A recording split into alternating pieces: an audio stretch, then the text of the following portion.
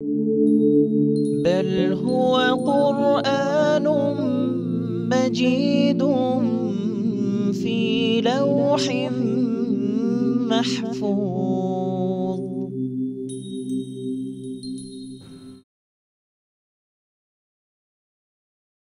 بسم الله الرحمن الرحيم. وعلى الثلاثة الذين خلفوا حتى إذا ضاقت عليهم الأرض بما رحبت وضاقت عليهم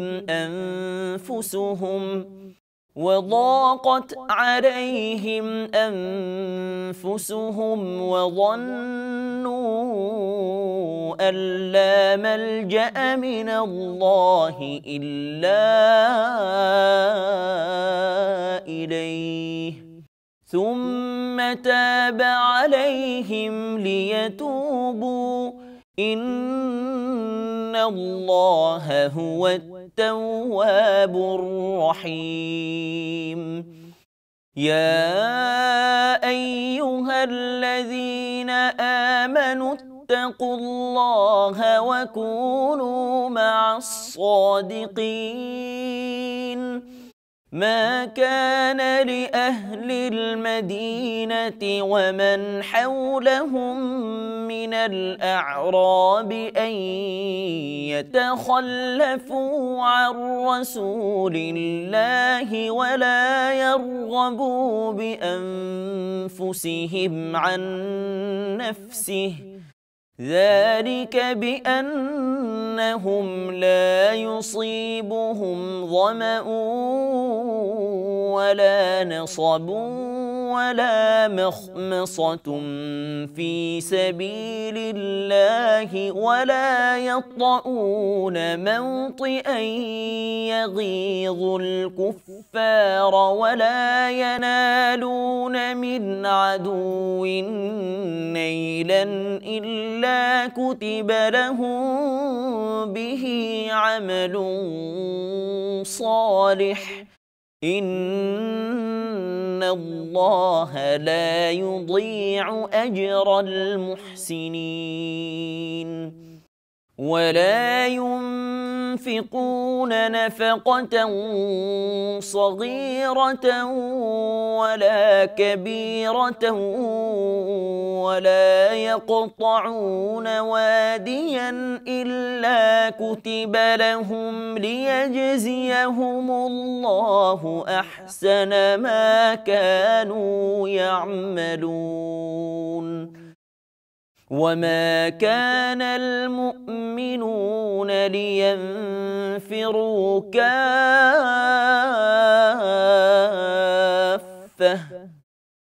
فلولا نفر من كل فرقة منهم طائفة ليتفقهوا في الدين ولينذروا قومهم إذا رجعوا إليهم لعلهم يحذرون.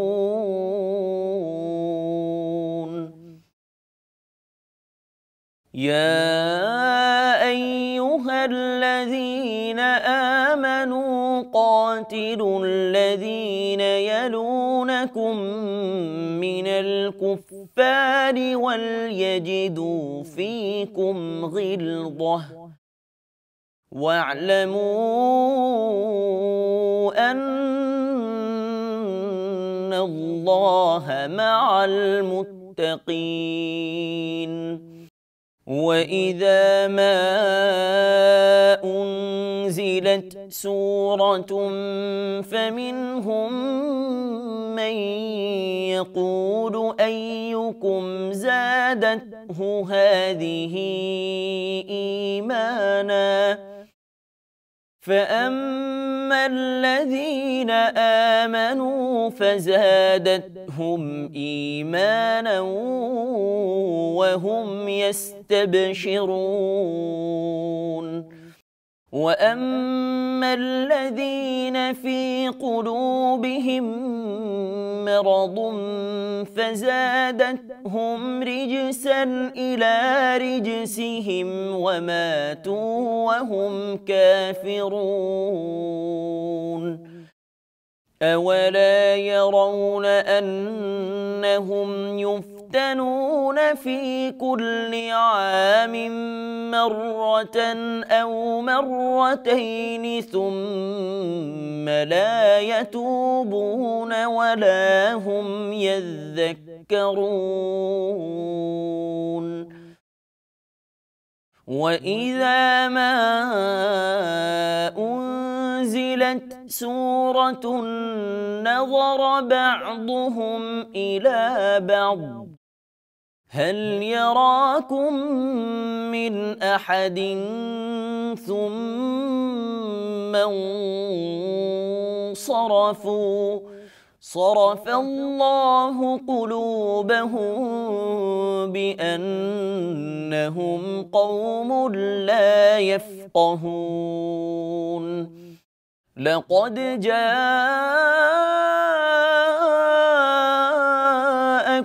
رسول من أنفسكم عزيز عليه ما عنتم حريص عليكم بالمؤمنين رؤوف رحيم فإن تولوا فقل حسبي الله لا إله إلا هو عليه توكلت وهو رب العرش العظيم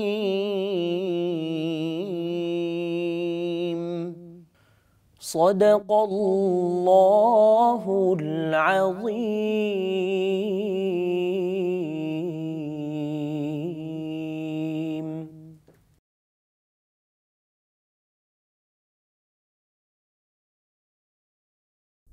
পরম দয়ালু আল্লাহর নামে।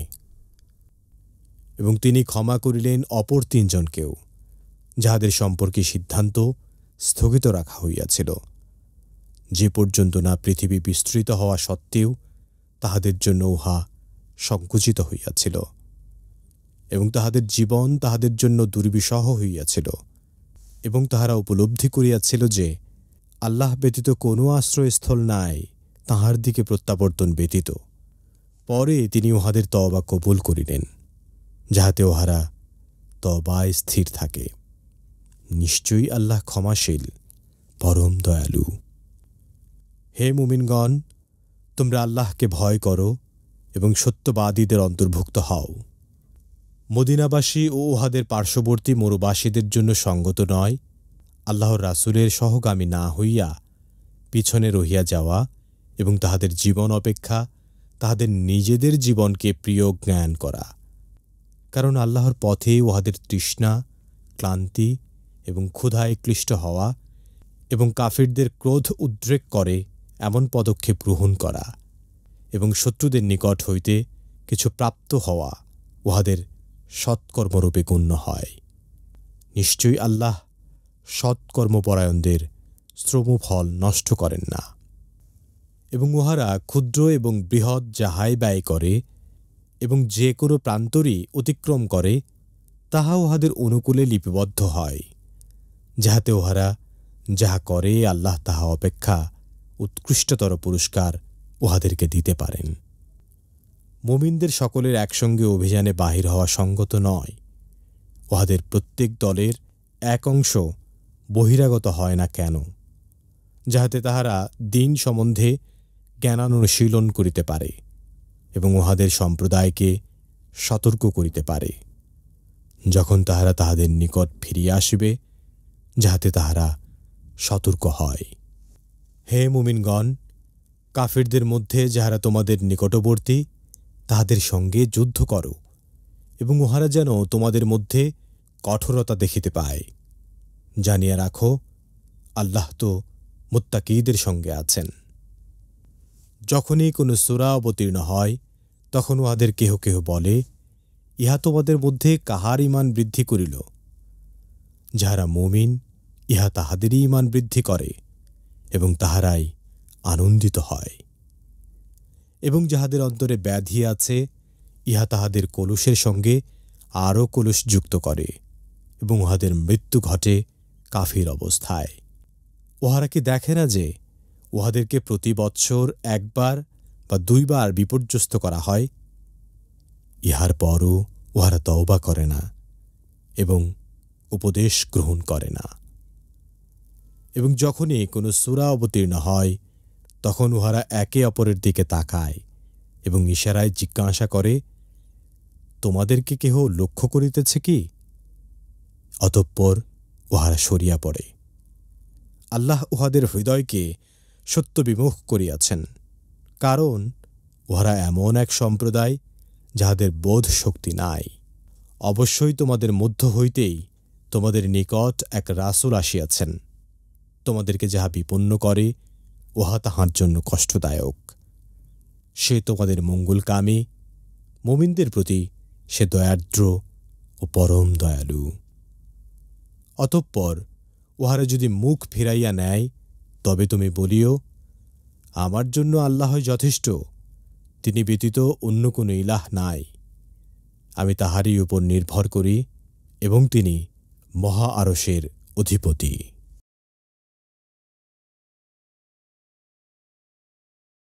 আলহামদুলিল্লাহি রাব্বিল আলামিন ওয়ালা আকিবাতু লিল মুত্তাকিন ওয়াসসালাতু ওয়াসসালামু আলা নাবিয়্যিনা মুহাম্মদ সাল্লাল্লাহু আলাইহি ওয়াসাল্লাম ওয়া আলা আলিহি ওয়া আসহাবিহি আজমাইন। সুপ্রিয় দর্শক শ্রোতা, আসসালামু আলাইকুম ওয়া রাহমাতুল্লাহি ওয়া বারাকাতুহু। সময় সংবাদের নিয়মিত অনুষ্ঠান লৌহে মাহফুজ থেকে আপনাদের সকলকে জানাচ্ছি আন্তরিক শুভেচ্ছা ও মোবারকবাদ। সুপ্রিয় শ্রোতা, আমরা এতক্ষণ পর্যন্ত পবিত্র কোরআন কারীমের সূরা তাওবার 118 নম্বর আয়াত থেকে 129 নম্বর আয়াতের তেলাওয়াত শুনলাম তরজমা। আসুন আমরা এই আয়াতে কারিমাগুলোর সংক্ষিপ্ত তাফসীর শুনি। আল্লাহ তাআলা আমাদের সকলকে পবিত্র কোরআন বোঝার তৌফিক দান করুন, আমিন। শ্রোতা, 118 নম্বর আয়াতে আল্লাহ তাআলা বলেন, ওয়ালা সালাসাতিল্লাযীনা কুল্লিফু হাত্তা ইযা দাকাত আলাইহিমুল আরদু বিমা রাহুবাত ওয়া দাকাত আলাইহিম আনফুসুহুম ওয়া যান্নু আল্লা মালজাআ মিনাল্লাহি ইল্লা ইলাইহি সুম্মা তাবা আলাইহিম লিয়াতুবু ইন্নাল্লাহা হুয়াত তাওয়াবুর রাহিম। এই আয়াতে কারিমাতে আল্লাহ রাব্বুল আলামিন সাহাবাদের মধ্যে 3 জন সাহাবী যারা তাবুক যুদ্ধে অংশগ্রহণ করেননি তাদের সম্পর্কে বলছেন যে তারা যুদ্ধে অংশ না করার কারণে, যদিও তারা অনেক যুদ্ধে ইতিপূর্বে অংশগ্রহণ করেছিল, কিন্তু এই যুদ্ধে অংশগ্রহণ না করার কারণে রাসূল আকরাম সাল্লাল্লাহু আলাইহি ওয়াসাল্লাম তাদের প্রতি ক্ষুব্ধ হন এবং ওই 3 জন সাহাবীকে তাদের সাথে কথা বলতে, মুআমালাত করতে তিনি নিষেধ করেন এবং তারা এই জমিনের মধ্যে থাকা অবস্থায় তাদের সাথে সমস্ত সম্পর্ক বিচ্ছিন্ন করার কারণে তারা অত্যন্ত মনোকষ্ট পান এবং শুধু তাই নয়, আল্লাহ রাব্বুল আলামিন তাদেরকে ক্ষমা করবেন কিনা এ নিয়ে তারা সন্দেহান হন। 40 দিন অতিবাহিত হওয়ার পর আরও 10 দিন তাদের স্ত্রীদের সাথে তাদের সম্পর্ক বিচ্ছিন্ন করে দেওয়া হয়। এরপর তারা যখন কান্নাকাটি করতে লাগলেন এবং পৃথিবীটা যখন দেখলেন তাদের জন্য সংকুচিত হয়ে আসছে, কারণ এই পৃথিবীর আলো বাতাস সব কিছু পেলেও মানুষের সাথে তাদের সম্পর্ক, কেউ তাদের সাথে কথা বলছে না, তাদের সাথে কেউ পণ্য বিক্রি করছে না, মুআমালাত করছে না, সেই কারণে তারা একেবারেই ব্যতিব্যস্ত হয়ে উঠেন এবং আল্লাহর কাছে কাঁদতে থাকেন। আর আল্লাহ তাদের প্রতি যখন রহমত করেন, লিয়াতুবু, এই জন্য রহমত করলেন যাতে করে আল্লাহ তাদের তওবাকে কবুল করতে পারেন, কারণ ইন্নাল্লাহু হুয়াত তাওয়াবুর রাহিম, আল্লাহ হলেন তওবা কবুলকারী এবং ক্ষমাশীল। 119 নম্বর আয়াতে আল্লাহ তাআলা বলেন, ইয়া আইয়ুহাল্লাযীনা আমানুত্তাকুল্লাহ ওয়া কুনু মা'আস সাদিকিন। আল্লাহ তাআলা এখানে ঈমানদারদেরকে লক্ষ্য করে বলেছেন যে তোমরা আল্লাহকে ভয় করো এবং সৎ লোকদের সাথে তোমরা সাথী হও। এখানে এই কথাটি বলার মূল কারণ হলো যে এই যে 3 জন লোক তারা সাহাবী হওয়া সত্ত্বেও, অন্যান্য যুদ্ধে অংশগ্রহণ করা সত্ত্বেও তারা কি করেছেন, তারা তাবুক যুদ্ধে অংশগ্রহণ করেননি। যদি তারা এই সৎসঙ্গের সাথে যদি তাদের সম্পর্ক থাকতো এবং তারা যদি এই কাজটা না করতো, তারা যদি মুখলেস সহি মুত্তাকি হিসেবে যদি তারা তাদের জীবনটাকে তারা প্রবাহিত করতো, তাহলে তারা কিন্তু এই বিপদগ্রস্ত হতেন না। এই জন্য আল্লাহ বলছেন ওয়া কুনু মা'আস সাদিকিন, যে তোমরা সত্যবাদীদের সাথী হও এবং তাদের সাথেই তোমরা সবসময় থাকার চেষ্টা করো।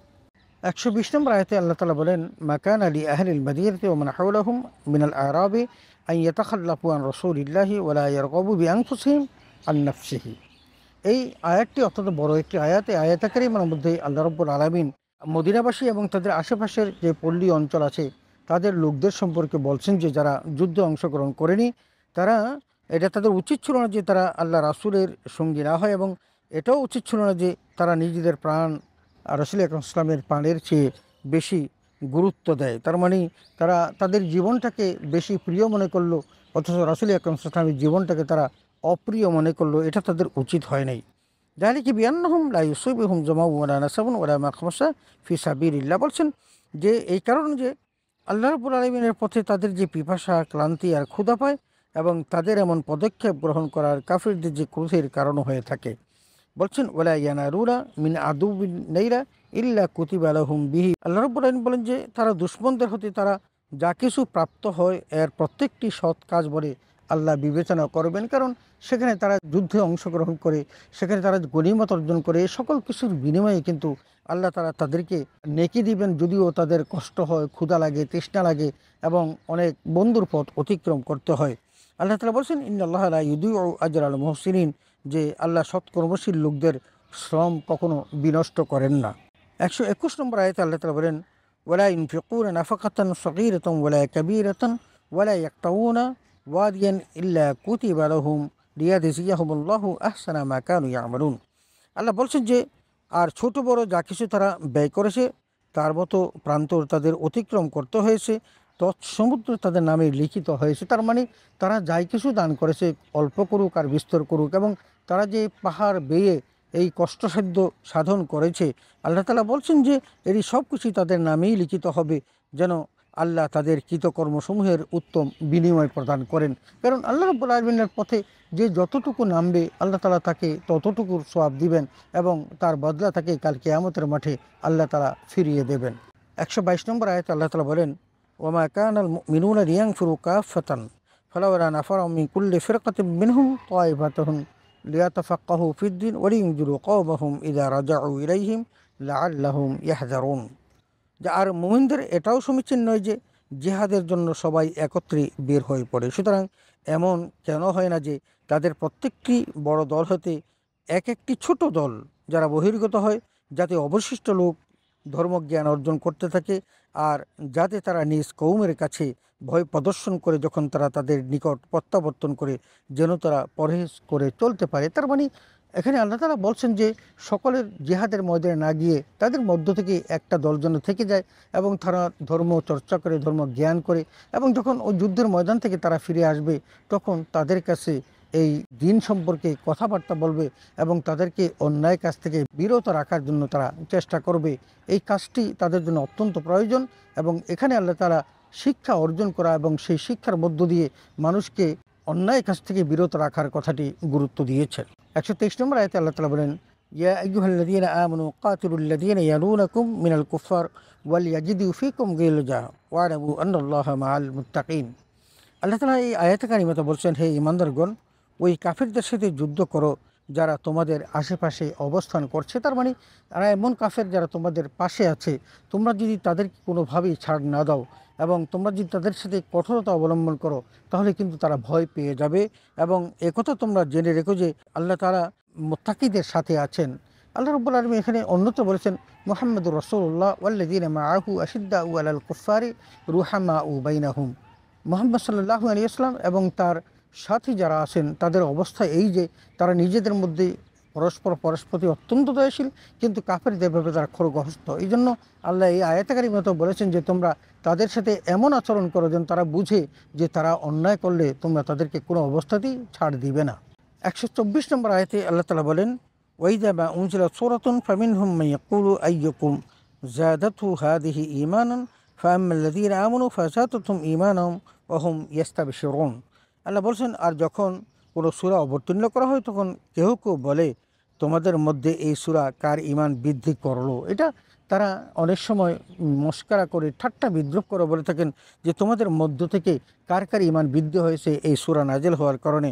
তখন বলে যে অবশ্যই যে সব লোক ঈমান এনেছে ওই সূরা তাদের প্রত্যেকের ঈমানকে বর্ধিত করেছে। তার মানে আল্লাহ তাআলা তাদের সেই ইমানকে বৃদ্ধি করার জন্য পবিত্র কোরআনে কারীম নাজিল করেন।